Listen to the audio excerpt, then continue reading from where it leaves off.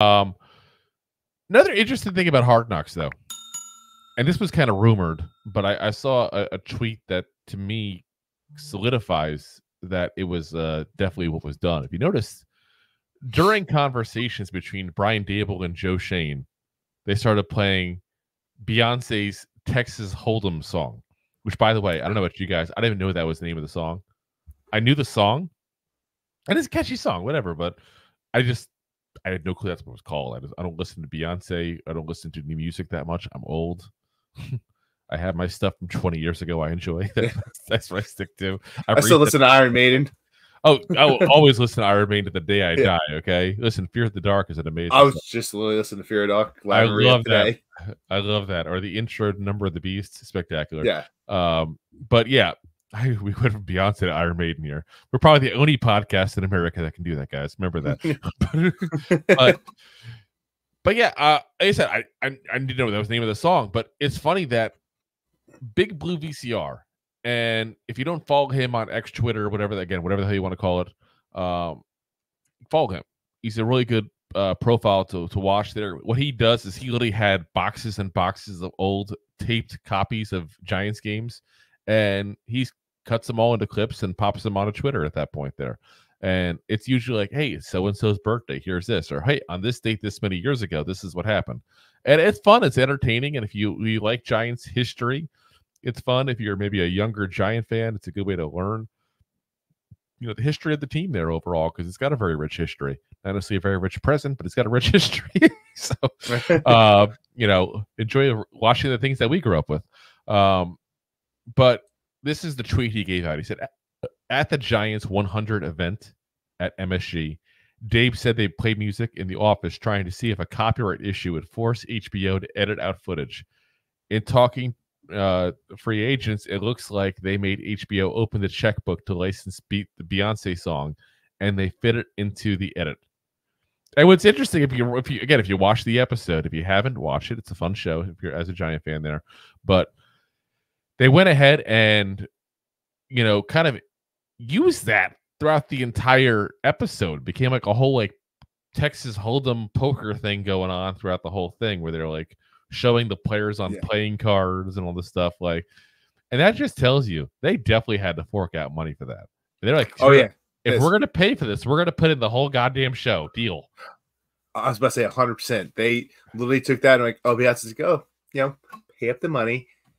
And then HBO went, all right, well, I guess we bought the rights for this episode to use this song, and let's make it generated Texas Hold'em table. Let's earn this money as best as we can. But, it makes you go, what did they not want to show you that was in that segment? So, there wasn't anything I thought they said that was that crazy. I really don't think so. No. I don't know about you, but I didn't think there was nothing else like, oh my God, I can't believe they said that. Like, I know some guys were like on Twitter after the show going, oh boy, they really did show some good stuff. Again, they showed some good stuff. If you're a diehard Giants fan, you saw some things you may not have known. Like, nobody really knew about the interest they had in Robert Hunt. People may not have realized that Gardner Minshew was actually talked about as an option for the Giants. Things like that. Yeah, things like that you may not have picked up, ahead of time. There were kind of some new news there, so to speak. Or the fact that we paid a little more than we wanted to for John Runyon and Jermaine Illuminor. Like, all this stuff was interesting and fun to watch at that point there. But there's nothing else like, oh my God, they just say that? They just kind of bash this guy or whatever. Like, there was nothing about that. The only player that can be a little upset at how he came out in this whole thing would be Saquon Barkley. I don't think anybody else. And even Saquon, like, it is what it is. Let's be honest here. Neither side wanted to be with each other anymore. It was more like both sides wanted to look like they weren't the ones to break it off. It's like going through a bad breakup and no one wants to look like the jerk. Yeah, it's exactly. But it's over. Exactly what it was. It was like, we need to keep the circle of friends. I want to be the one who keeps friends in the divorce. Like, that's what it was like. Like, neither one of them wanted to be the hated guy, but that's life. In the end, neither one should be a hated guy, in my opinion. Joe Shane made the move that, we can't afford to fix the line and do the stuff we want to do and pay top dollar for running back, which is a position we don't value. And, Saquon Barkley said, probably to himself, not maybe to the public, I'm 27 years old. This may be my last chance to get a big deal. I'm going to take everything I can. Yeah, and neither one's wrong. Can't blame either one of them. Yeah, take out the fandom for a second. I understand you're not want to you're gonna boo the hell out of Saquon Barkley, and you should when he comes to MetLife Stadium and all. I get that 100%. But if you take out the fandom part, you can't blame either side. But that's the only guy. Like nothing else was that crazy. They were saying that like we need to pump this music so nobody hears us say that. That I don't know who you want to say. Let's use Gardner Minshew is a jerk. Like he probably is a jerk with that stash. Do you know Gardner Minshew used to hang out with Ron Jeremy? I don't know, like something crazy. Like if they said something crazy, I would have understood it, but it was all normal stuff there. But it's funny. It's a funny tactic.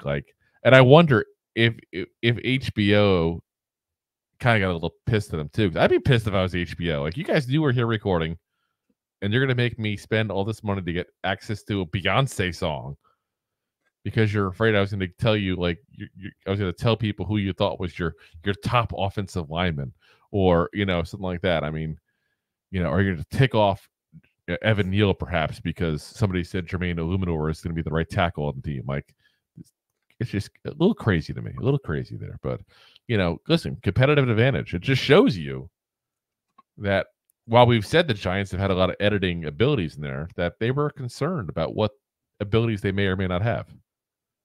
So otherwise they wouldn't have done it, because they would have said, "Oh, let's edit the crap out. Who cares?" Like, they didn't do that. So if you like that clip, then you will love the full episodes too. Find us on your favorite podcast app and look for us on all your favorite social media platforms. Thanks so much. Please, I'm begging you. Please subscribe.